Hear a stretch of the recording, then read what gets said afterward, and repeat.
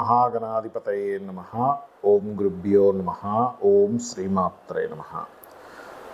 పరమేశ్వర స్వరూపమైనటువంటి జ్యోతిష, వాస్తు మరియు ఇతర అనేకమైనటువంటి శాస్త్రములను మనకు అందించినటువంటి మహర్షులకి నమస్కారం. హయగ్రీవ హయగ్రీవ హయగ్రీవేతి యో వదేత్తస్య నిస్సరతే వాణీ జనుకన్యా ప్రవాహవత్. అరుణాం కరుణాతరంగితాక్షీం ధృతపాశాంకుశపుష్పబాణచాపాం అనిమాదిభిరావృతాం మయూకైః అహమిత్యేవ విభావయే భవానీం. శ్రీమాత్రే నమః.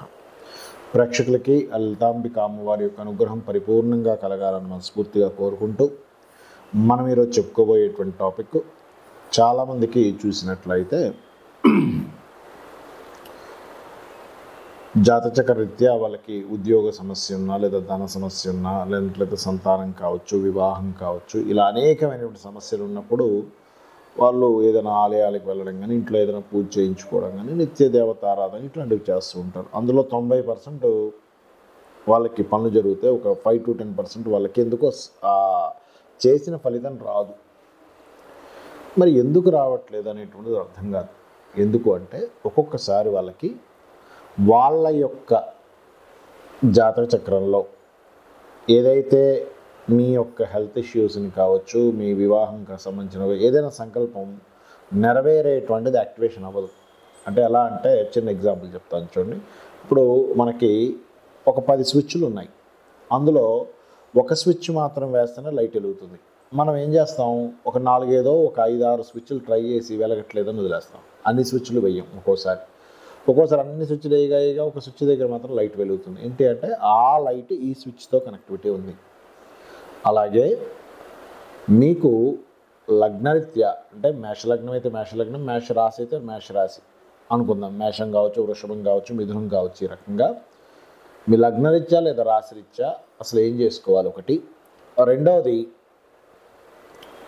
మీరు ఇప్పుడున్న గ్రహస్థితి రాహు మీన రాశిలో సంచరించేటప్పుడు ప్రధానంగా పితృదేవత సంబంధంగా ఏం చేసుకోవాలి అనేటువంటిది, మరియు మీ యొక్క దినచర్యల్లో ఎటువంటి మార్పులు చేసుకుంటే మీకు తొందరగా ఆ యొక్క దేవతా అనుగ్రహం కలుగుతుంది, మీరు అనుకున్న సంకల్పం నెరవేరుతుంది అనే విషయాన్ని ఇప్పుడు మనం తెలుసుకుందాం. ఒక్కొక్క రాశి రీత్యా, ఒక్కొక్క లగ్న రీత్యా. కుంభలగ్నము, కుంభరాశి. కుంభం వారికి కనుక చూసుకున్నట్లయితే మీకు ధనాధిపతి గురువు అవుతాడు. సరే, ఈ గురువు అయినప్పుడు ఎటువంటి ఫలితాలు ఇస్తాడు అంటే, గురువు అంటే గురుత్వము, గైడ్ చేయడము, అకౌంట్స్ రిలేటెడ్ సంబంధించిన విషయాలు చెప్పడము, ఇట్లాంటివన్నీ కూడా గురువు యొక్క లక్షణాలు. ఎనీథింగ్ గైడింగ్, ఎనీథింగ్ నేర్పించడం, ఎనీథింగ్ ట్రైనింగ్ ఇవ్వడం, ఒక మార్గాన్ని చూపించడం. ఈ కారకుడు ధనాధిపతి. ఈ ధనాధిపతి రాశిలో ఉన్న, సప్తమంలో ఉన్న ప్రదేశం నుంచి మారాలి ఒకటి. రెండవది, ఈ ధనాధిపతి గనక ఇక్కడ కుంభంలో ఉంటే పెద్దగా యోగించడు, కానీ ధనస్థానంలో ఉంటే మాత్రం అద్భుతంగా యోగిస్తాడు ధనాధిపతి కుంభలగ్నానికి. అంటే ఫైనాన్షియల్గా ఈ దశ వచ్చింది, ధనాధిపతి ధనస్థానంలో ఉన్నాడు, ఎక్కడ పాపగ్రహాలు సంబంధం లేదు, ఇంకా తిరుగు ఉండదు ఆ వ్యక్తికి. అదేవిధంగా ఈ ధనాధిపతి 3లో ఉన్నాడు అనుకోండి, అప్పుడు మాత్రం constructions related, real estate related మూలంగా ఖచ్చితంగా రాణిస్తాడు. ఇదే ధనాధిపతి, ఎందుకంటే కుజుడు ఈజ్ రియల్ ఎస్టేట్ కారకుడు కాబట్టి, ఇదే ధనాధిపతి 4లో ఉన్నాడు. మరి 3లో ఉన్నప్పుడు ఇలా అన్నారు కదండి, 4లో ఉన్నప్పుడు ఎలా అంటే ఇక్కడ కూడా మీకు ఖచ్చితంగా రియల్ ఎస్టేట్ మూలంగా యోగిస్తుంది. 3లో ఉన్న, 4లో ఉన్న రియల్ ఎస్టేట్ మూలంగా, కన్స్ట్రక్షన్స్ మూలంగా, వాహన సంబంధించినటువంటి వాటి మూలంగా యోగిస్తుంది. ఫుడ్ రిలేటెడ్ మూలంగా కూడా యోగిస్తుంది 4లో ఉన్నప్పుడు, ఎందుకంటే న్యాచురల్ సెకండ్ హౌస్ అవుతుంది అక్కడ కాబట్టి. అదేవిధంగా ఇదే ధనాధిపతి వెళ్ళి పంచమంలో ఉన్నాడు ఉదాహరణకి, అప్పుడు ఇచ్చే ఫలితం ఏమిటి అంటే, రియల్ ఎస్టేట్తో పాటు పర్టికులర్గా గుర్తుపెట్టుకోండి, ఇక్కడ క్రియేటివ్ రిలేటెడ్, బిజినెస్ రిలేటెడ్ వాటి మూలంగా ధనం యోగిస్తుంది. దీంతోపాటు ఇక్కడ ఈ కాంబినేషన్ ఏదైతే ఉందో, పర్టికులర్గా ఈ ధనస్థానం చూసుకున్నట్లయితే ద్వితీయ స్థానం ఏదైతే ఉందో, ఈ ద్వితీయ అధిపతి 6లో ఉన్నాడు అనుకోండి, అప్పుడు ఇచ్చేటువంటి రిజల్ట్స్లో ముఖ్యంగా ప్రయాణాలు ఎక్కువగా చేయడం ద్వారా టీచింగ్స్ ద్వారా, అదేవిధంగా అందులో ముఖ్యంగా పిహెచ్డీస్ రీసెర్చర్స్ ద్వారా అందులో పర్టికులర్గా ఎందుకంటే అక్కడ ఉన్నటువంటి గురువు 6లో ఉన్న గురువు వృశ్చికాన్ని చూస్తాడు, కుంభాన్ని చూస్తాడు, మీనాన్ని చూస్తాడు. కాబట్టి వృశ్చిక మీనాన్ని చూస్తాడు కాబట్టి ఎనీథింగ్ భూగర్భ సంబంధించిన మైనింగ్ రిలేటెడ్ మూలంగా కూడా ధనయోగాన్ని ఇస్తాడు. అండ్ అలాగే ఇక్కడ మరొక విషయం ఏంటంటే ఈ కుంభం వారికి గురువు కనుక సప్తమంలో ఉన్న బయట వెళ్తే బాగుంటుందని చెప్పుకున్నాము. అయితే ఈ సప్తమంలో ఉన్నప్పుడు ఏమవుతుందంటే జీవిత భాగస్వామి ద్వారా కూడా మీకు ధనం సపోర్ట్ అనేది లభిస్తుంది. అష్టమంలో ఉన్నాడు ఉదాహరణకి, అప్పుడు మాత్రం ఖచ్చితంగా 100% మీకు ఏదైనా నేర్పడం ద్వారా, స్కూల్స్ కాలేజ్ పెట్టుకోవడం ద్వారా, ట్రైనింగ్ సెంటర్స్ పెట్టుకోవడం ద్వారా, ఆధ్యాత్మికమైనటువంటి సెక్టార్స్లో ఉండడం ద్వారా యోగిస్తుంది. అదే ధనాధిపతి అష్టమంలో ఉన్నాడు చెప్పుకున్నాం, భాగ్యంలో ఉన్నాడు అనుకోండి, అంటే తులారాశిలో ఉన్నాడు అనుకోండి, అప్పుడు ఇచ్చేటువంటి రిజల్ట్స్లో తుల అనేటువంటిది బిజినెస్ అండ్ కన్స్ట్రక్షన్స్ వీటిలో యోగిస్తుంది. అదే వృశ్చికంలో అంటే దశమంలో ఉన్నాడు అనుకోండి, అప్పుడు ఇచ్చేటువంటి రిజల్ట్స్లో ఇది జలరాశి అవుతుంది కాబట్టి జల సంబంధించిన water related, food related, milk related వీటి ద్వారా ధనయోగం ఇస్తుంది. క్రియేటివ్ రిలేటెడ్ అందానికి సంబంధించిన వాటి ద్వారా ధనయోగం ఇస్తుంది. అదే లాభంలో ఉన్నాడు, చాలామంది అంటుంటారు ఏమంటే లాభాధిపతి లాభంలో ఉన్నాడు, బిజినెస్ ద్వారా యోగిస్తుంది. ఎందుకంటే లాభం అనేటువంటిది బిజినెస్, మనం ఒక వ్యాపారం చేస్తే లాభ నష్టాలు లెక్కలేసుకుంటాం కాబట్టి. అదేవిధంగా మకరంలో నీచ స్థానంలో ఉన్నాడు, వ్యయ స్థానంలో, ఇక్కడ చాలామందికి భయం కలుగుతుంది, ఏమండి ధనాధిపతి మకరంలో ఉన్నాడు ఎలాగా. నేను చెప్పేది ఒకటే, మకరంలో నీచబడ్డాడు కదా, మకరం అని కాదు, ఈ గ్రహం అని కాదు, ఎనీ గ్రహం ఎక్కడైనా నీచబడ్డప్పుడు అది నీచభంగ రాజయోగంలో ఉందా చూడండి. నీచభంగ రాజయోగంలో ఉంది అంటే భయపడాల్సిన పని లేదు, బాగా యోగిస్తుంది. స్టార్టింగ్లో కష్టాలు ఇచ్చినా యోగిస్తుంది. కాకపోతే ఇక్కడ నేను చెప్పేది ఒకటే, ఇక్కడ ఏంటంటే ఎనీథింగ్ ఈ నీచ స్థానంలో ఉండే గ్రహాలు రీసెర్చెస్ చేయడం ద్వారా యోగిస్తాయి ఎప్పుడు కూడా, లేదా మాటిమాటికి ఎక్కువ మార్పులు చెందుతుంటే యోగిస్తాయి, ఒకే దగ్గర ఉండిపోవడం కంటే. చాలామంది అంటుంటారు ఏమంటే నేను 15 ఏళ్ళ నుంచి ఒకే దగ్గర ఉన్నాను, అప్పుడు ఎంత శాలరీ ఇస్తున్నాడు, ఇప్పుడు ఎంత శాలరీ ఇస్తున్నారు అనే వాళ్ళని నేను చాలామంది చూశాను. అదేమిటి ఎలా ఊరుకున్నారు అంటే మరి అలా ఉందండి అంటూ ఉంటారు. కాబట్టి ఈ కాంబినేషన్ ఈ రకంగా చూపిస్తుంది. సో మీరు చేయవలసినటువంటి దేవతా ఆరాధన ఏమిటి చూసుకున్నట్లయితే మీరు ఎక్కువగా దత్తాత్రేయుడి ఆరాధన, దిగంబర శ్రీ పాదవల్లభ దిగంబర, లేనట్లయితే జయ గురుదత్త శ్రీ గురుదత్త అనేటువంటి నామస్మరణ, కుజ చంద్ర గ్రహాల దగ్గర దీపారాధన చేయండి, అన్ని విధాలా బాగుంటుంది. అయితే ఇప్పుడు నేను చెప్పినటువంటిది ఏదైతే ఉందో ఇవి కొన్ని నిర్దిష్టమైనటువంటి కొన్ని విధి విధానాలు పెట్టుకొని ఉపాసన చేయాలి. ఏమిటది అంటే, ఒకటి పాయింట్ నెంబర్ 1, మీ యొక్క ఉపాసన ఏదైతే ఉందో రెగ్యులర్గా చేయండి, గుర్తుపెట్టుకోండి, రోజు చేయాలి ఒకటి. రెండవది, రోజు చేస్తూ కూడా ఎక్కడా కూడా మనం ఒక 10 నిమిషాలు 20 నిమిషాలు అరగంట పూజ చేసాం, మిగతా సమయం అంతా మనం ఏం ఆలోచిస్తుంటారంటే మనం అంట ఇన్ సెన్స్ ఎందుకు ఫలితాలు రావట్లేదు అనే దీని మీద మనం మాట్లాడుకుంటున్నాం. కాబట్టి నేను ఇది చేస్తున్నాను, వస్తుందో రాదో, రాదేమో, రాకపోతే ఏం చేయాలి, ఒకవేళ దీంతో రాకపోతే ఇంకోది ఏదైనా చేయాలా అని దీని మీద ఉంటారు. అది ఒక రకంగా భగవంతుడు కనుక మీకు మనసులో మైండ్లో ఆలోచన కలిగించి అదే పరమేశ్వరుడు ఇంకొక రూపంలో ఉన్న దానికి తీసుకెళ్తాడు, అది వేరు, అది మీకు యాదృచ్ఛికంగా జరిగిపోతుంది. అది అలాంటప్పుడు మీరు మీ ప్రమేయం లేకుండా జరిగేవి కొన్ని ఉంటాయి. అంటే ఉదాహరణకి మీరు శివాలయానికో వెళ్తున్నారు, ఒక పని అవ్వాలనుకుంటున్నారు, కొంచెం ఎక్కువ ముందుకు వెనక్కి అవుతున్నారు, అనుకోకుండా ఒకరోజు ఒక కళ వస్తుంది. ఉదాహరణకి నరసింహస్వామి ఆలయానికి వెళ్ళినట్టుగా.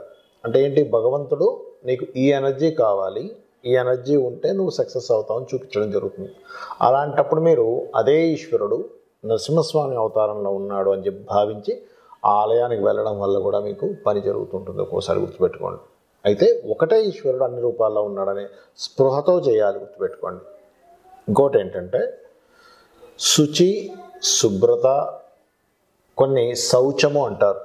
కొన్ని శౌచ సంబంధించినవి పాటించాలి. ఎందుకంటే మనం ఏదైనా ఒక ప్రయాణం చేస్తున్నాం, ఉదాహరణకి 1 కిలోమీటర్ ముందుకెళ్ళాం, మళ్ళీ కిలోమీటర్ వెనక్కి వచ్చాం, మళ్ళీ ముందుకెళ్ళాం, మళ్ళీ వెనక్కి వస్తున్నాం. ఎప్పుడు చేరుకుంటామని మనం గమ్యాన్ని 2 అడుగులు ముందుకేసి 2 అడుగులు వెనక్కేస్తే మనం ఒక రూమ్ దాటలేం, అంటే ఒక కొంత డిస్టెన్స్ మనం దాటలేం. అలాగే ఏమవుతుందంటే చాలామంది చేసే మిస్టేక్ కంటిన్యూస్గా చేయకపోవడం ఒక ఎత్తు అయితే, రెండవది ఈ పాటించాల్సిన నియమ నిబంధనలు పాటించకపోవడం వల్ల కూడా ఇబ్బంది వస్తుంది. ఎటువంటి నియమ నిబంధనలు ఎటువంటివి అంటే, ఇంట్లో స్త్రీలు బయట చేరినప్పుడు ఇంట్లో వంటగదికి ఇట్లాంటి వాటికి దూరంగా పెట్టి ఇంట్లో పురుషుడు చేయాలి. ఇది పాటించట్లేదు చాలామంది. దీనివల్ల కూడా మీరు చేసే పూజలు ఫలించట్లేదు ఒకటి. రెండవది, చాలామంది టాయిలెట్ పోసిన తర్వాత కూడా కాళ్ళు కడుక్కోకుండా తిరుగుతుంటారు. అది చాలా పెద్ద మిస్టేక్ అండి, చాలామందికి తెలియదు ఆ విషయం. అదేంటండి, దానివల్ల కూడా ఇబ్బంది ఉంటుందా అంటే అశౌచము అంటారు దాన్ని శాస్త్రంలో. అదేంటి, దానివల్ల మీ యొక్క పుణ్యం ఏదైతే ఉందో, మీరు పూజ చేసినటువంటి పుణ్యం ఏదైతే ఉందో అది తగ్గిపోతుంది, గుర్తుపెట్టుకోండి. ఆ ఫలితం రావాల్సింది తగ్గిపోతుంది. మూడోది ఏంటంటే, ఒక పూజ చేసినప్పుడు, పూజ అంటే పూర్వజన్మ వైభవాన్ని ఏ కర్మ అయితే జనింపజేయుచుందో దాని పేరు పూజ. ఒక పూజ చేసినప్పుడు కేవలం పూజ గదిలో ఉన్నప్పుడు చాలామంది మేజర్ మిస్టేక్, పూజ గదిలో కూర్చుంటారు, పెద్ద పెద్ద కేకలేస్తుంటారు, వాళ్ళ మీద వీళ్ళ మీద, ఏమైంది అదేమైంది ఇదేమైంది తొందర తీసుకురాను, అలా కేకలేసే చేసే పూజ ఫలితం రాకపోగా ఇంకా ఇబ్బందిని తెచ్చిపెడుతుంది. మరొకటి ఏంటంటే, మీకు ఏదైనా ఒక మంత్రం తీసుకున్నారు, ఏదైనా ఒక సాధన చేస్తున్నారు, ఫలితం దగ్గర దాకా వచ్చి వెనక్కి అవుతుంది అంటే దగ్గర దాకా తీసుకెళ్ళగలిగింది ఆ మంత్రం, అక్కడ వరకు ఆగుతుంది అంటే ఇంకా దానికి ఎనర్జీ కావాలని మీరు అర్థం చేసుకొని ఏదైనా ఒక మంత్రాన్ని మీరు ఉదాహరణకు 20 నిమిషాలు 30 నిమిషాలు చదువుతున్నారు అనుకుందాం, ఏ గురువుల దగ్గర పొందినటువంటిది, దాన్ని మీరు ఇంకొంచెం డోస్ పెంచాలని అర్థము. అంటే దగ్గర దాకా వెళ్తుందండి, కానీ అక్కడి నుంచి మరలా ఇంకొంచెం ముందుకు వెళ్ళట్లేదు, కదలట్లేదు అంటూ ఉంటారు. అంటే ఒక కస్టమర్ వస్తున్నాడు, ఒక రియల్ ఎస్టేట్ వ్యాపారి ఉన్నాడు అనుకుందాం, కస్టమరు కొత్త పరిచయాలు అవుతున్నాయి, సైట్ విజిటింగ్ జరుగుతుంది, ఇంకేముంది అన్ని డీటెయిల్స్ తీసుకుంటున్నాడు, ఆఖరికి అడ్వాన్స్ ఇచ్చే స్టేజ్ వరకు వచ్చేసి ఇదిగో ఇప్పుడు వచ్చి తీసుకోండి అంటున్నాడు, ఇదిగో పేటీఎం చేసేస్తున్నా అంటున్నారు, కానీ ఆఖరి సెకండ్లో తారుమారు అయిపోతున్నాయి. లేకపోతే మమ్మల్ని అక్కడికి రమ్మన్నాడు, తీరా వెళ్ళిన తర్వాత ఆఖరి సెకండ్లో ఇది అవుతుందండి. అంటే దాని అర్థం ఏమిటంటే, మీరు చేసేటువంటి సాధన అక్కడ వరకు వెళ్ళి ఆగేటువంటి సాధనే ఉంది. అంటే ఎలా అంటే, చిన్న ఉదాహరణ చెప్తాను చూడండి. ఒక 100 కిలోమీటర్లు వెళ్ళాలి, కిలోమీటర్కి 10 కిలోమీటర్ లీటర్కి 10 కిలోమీటర్లు ఇస్తుంది పెట్రోల్, ఒక కార్ అనుకుందాం. 100 కిలోమీటర్లు వెళ్ళాలన్నప్పుడు 10 లీటర్లు ఉండాలి అందులో, మీకు అందులో 9 లీటర్లే వేశారు. అంటే 90 కిలోమీటర్ల వరకు వెళ్ళి ఇంకో 10 కిలోమీటర్లు ఉందనగా ఎలా అయితే కారు ఆగిపోతుందో ఇంధనం లేకపోతే, అదేవిధంగా మనం చేసే సాధనలో కూడా మన యొక్క సాధనా బలం కొంచెం తక్కువ ఉండడం వల్ల అక్కడ వరకు వెళ్ళి పని ఆగిపోతుంది. ఇది గుర్తుపెట్టుకుని అప్పుడు సాధన పెంచాలని అర్థం చేసుకోండి. అదేవిధంగా సాధనతో పాటు గోసేవ చేయడం పెంచాలి, తల్లిదండ్రుల యొక్క పాదాలకు నమస్కరించడం, పేదవారికి బయట ఎవరైతే పేదవాళ్ళు ఉంటారో, ఈ కష్టాల్లో ఉంటారో వాళ్ళకి ఏదో సహాయం చేయడం, ఇవన్నీ చేస్తుండాలి. అలాగే మరొక విషయం ఏంటంటే, ఇక్కడ గమనించండి, వీటితో పాటు పర్టికులర్గా చూసుకోండి, ఎప్పుడైనా సరే గుర్తుపెట్టుకోండి, పితృదేవతలు అంటారు. పితృదేవత ఆరాధన చాలా ముఖ్యం. అందులోనే ఇప్పుడు మీనరాశిలో రాహు యొక్క సంచారం, అంటే గురు రాశిలో రాహు యొక్క సంచారం మరింత ఎక్కువగా చేయాలి. ఈ మీనరాశిలో రాహు ఉన్నప్పుడు ముఖ్యంగా పితృదేవత ఆరాధన, దుర్గా ఆరాధన మీరు ఎంత చేస్తే, మీరు చేసే పూజకి పితృదేవత ఆరాధన కనుక కనెక్ట్ అవ్వకపోతే కూడా పనులవు. ఎలా అయితే మనకు చూడండి, నెగిటివ్ పాజిటివ్ ఇవి ఉంటాయి, ఏది మన కరెంట్ ఫ్లో అవ్వాలంటే కూడా నెగిటివ్ ఫేస్ పాజిటివ్ ఫేస్ అంటారు. ఆ రెండు కనెక్ట్ అయితేనే మనకు పవర్ ఎలా అయితే వస్తుందో, బల్బ్ ఎలా అయితే వెలుగుతుందో, ఒక ఎలక్ట్రానిక్ వస్తువు ఎలా అయితే యాక్టివేట్ అవుతుందో, అదేవిధంగా అది ఎలా పనిచేస్తుందో మన లైఫ్లో కూడా దేవత పితృదేవత ఇద్దరు అనుగ్రహం ఉండాలి. అప్పుడే మన లైఫ్స్ అద్భుతంగా ఉంటాయి. కాబట్టి ఇది మీరు తెలుసుకొని చేస్తారని చెప్పి మనస్ఫూర్తిగా కోరుకుంటూ ఇంకొక విషయం చెప్పి నేను మీకు ముగిస్తాను. ఇందులో చాలామందికి రాశి కానీ నక్షత్రం కానీ లగ్నం కానీ తెలియదు. అలాంటి వారు చేయవలసింది ఏమిటి అంటే, నిత్యము సూర్య నమస్కారాలు చేసుకోండి. రెండవది ఏమిటి అంటే, నిత్యము అమావాస్య సమయంలో, అంటే ఏమీ తెలియదండి కానీ నా జీవితం బాగుపడాలి అనుకునేటువంటి వారి కోసం సూర్య నమస్కారాలు అమావాస్య సమయంలో ప్రత్యేకంగా మీరు మన స్వయంపాకం ఇవ్వడం, అంటే బియ్యము 2 రకాల కూరగాయలు, 2 రకాల పప్పులు, చింతపండు, ఉప్పు, ఇటువంటి పదార్థాలు ఇవ్వడము. మరియు మూడవది ఏమిటంటే నిత్యము గోసేవ చేసుకోవడం చేయండి. విష్ణు లలితా సహస్రనామాలు వినండి. ఉదయం నిద్ర లేచిన వెంటనే గణపతిని, స్కందుడిని దర్శించుకోండి. చూసి మీ లైఫ్, మీ గ్రహస్థితి ఎలా ఉన్నా, ఏది ఎలా ఉన్నా, ఎటువంటి వాస్తు ఇంట్లో ఉంటున్నా, అంటే ఒక్కోసారి వాస్తు బాగోపోయినా ఉండాల్సిన పరిస్థితులు వస్తాయి. ఒక్కోసారి అక్కడి నుంచి బయటపడలేరు, ఒక మంచి ఇంట్లోకి వెళ్దాం అంటే వెళ్ళలేరు. అలా ఉన్నా కూడా మిమ్మల్ని ఖచ్చితంగా ఆ యొక్క అమ్మవారు, ఆ యొక్క భగవత్ స్వరూపం శక్తి ఏదైతుందో మిమ్మల్ని బయటపడేస్తుంది. శ్రీమాత్రే నమః.